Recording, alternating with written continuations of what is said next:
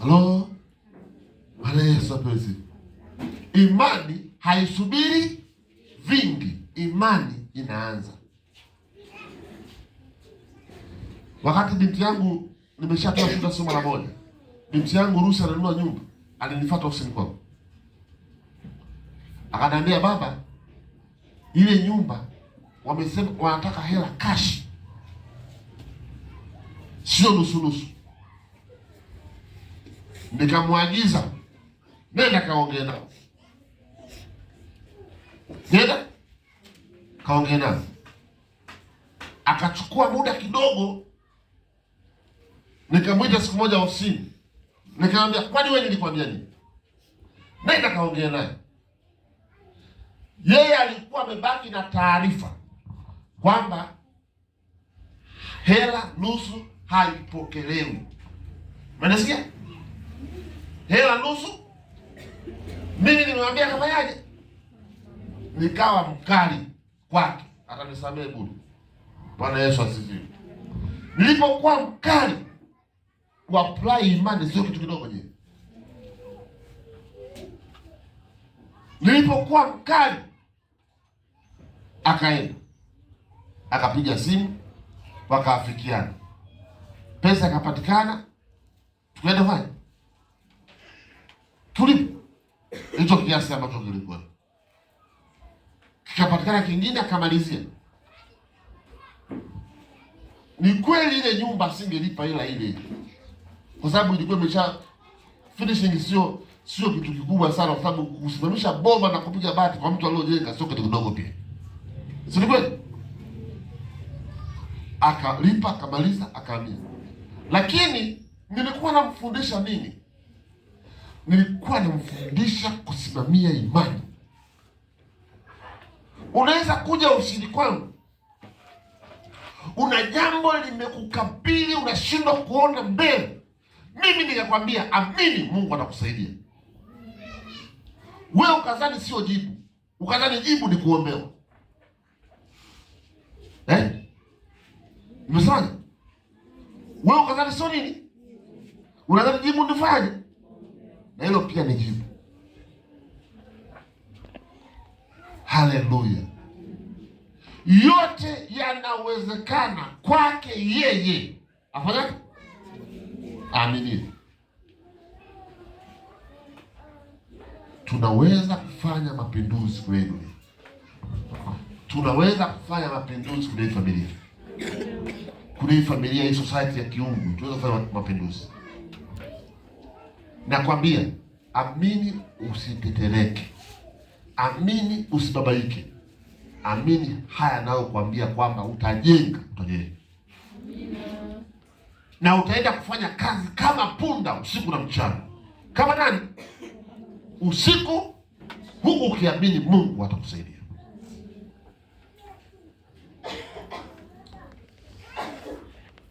Haleluya. Tofauti ya mtu ambaye hapokei na anayepokea, tofauti yao ni imani tu. Tofauti ni imani tu. Wakati ule nilikuwa nazungumza kwamba tutafanya kazi ya Mungu. Wale ambao Mungu alimpa neema kuanza nao hawakuelewa kwa haraka, lakini tutakuwa na leo, hakuna mtu asiyeelewa tunapoelekea. Kwa nini? Kama na mimi ningekaa nikafikiria nikasikiliza itakuwaje, maana hatuwezi kwenda. Imani haina maswali, imani unaamini. Ukiona una maswali bado hujaamini.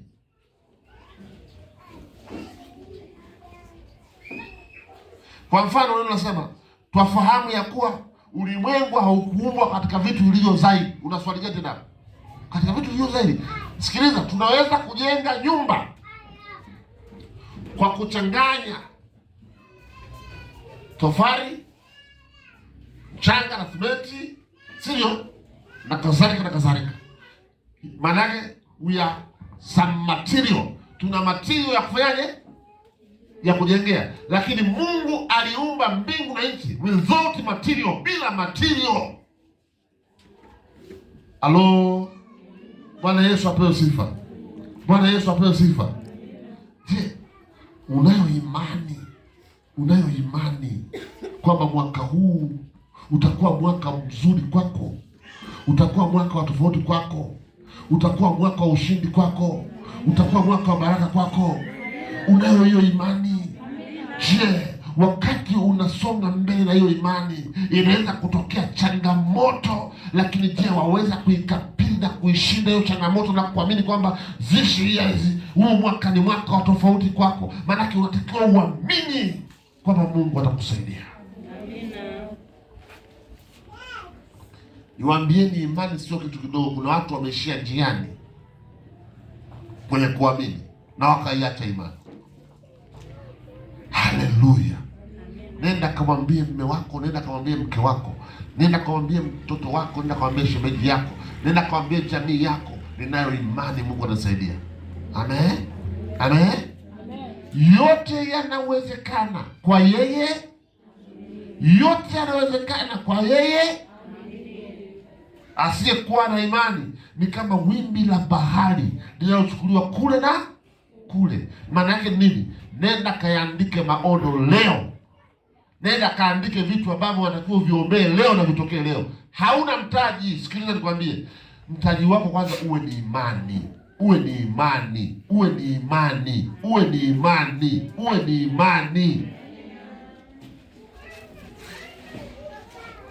Imani sio kitu kidogo nye. Imani sio kitu kidogo. Kama ingekuwa ni kitu kidogo, watu wote walikuwa na imani. Imani inakaa kwa watu wachache, na wewe uwe sehemu ya hiyo imani, ikae ndani yako.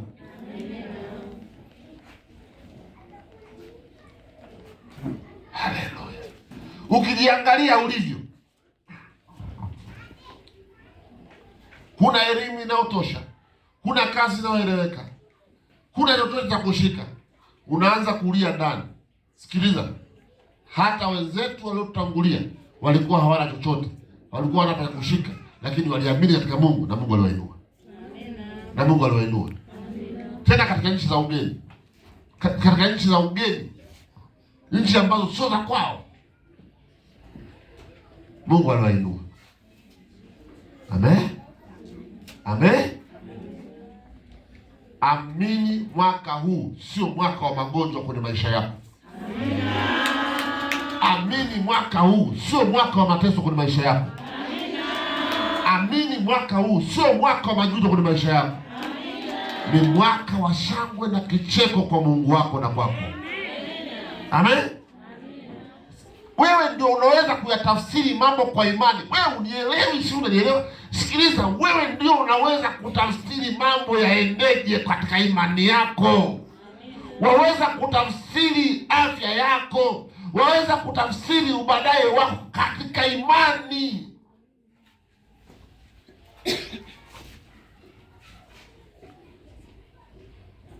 Halo? Waweza kuenda kutafsiri nini? Muulize, watakwenda kutafsiri nini? Yaani mimi ni wa hivi hivi, yaani sibadilikaki, yaani sielewi, yaani nipo tu. Unaendeleaje? Naona kama nipo tu. Sikiliza, mwenye imani hasemi hivyo. Mwenye imani analo tumaini la mafanikio. Mwenye imani anayo njia anayoendea. Mwenye imani anayo kesho iliyokuu. Haleluya. Mmenisikia vizuri?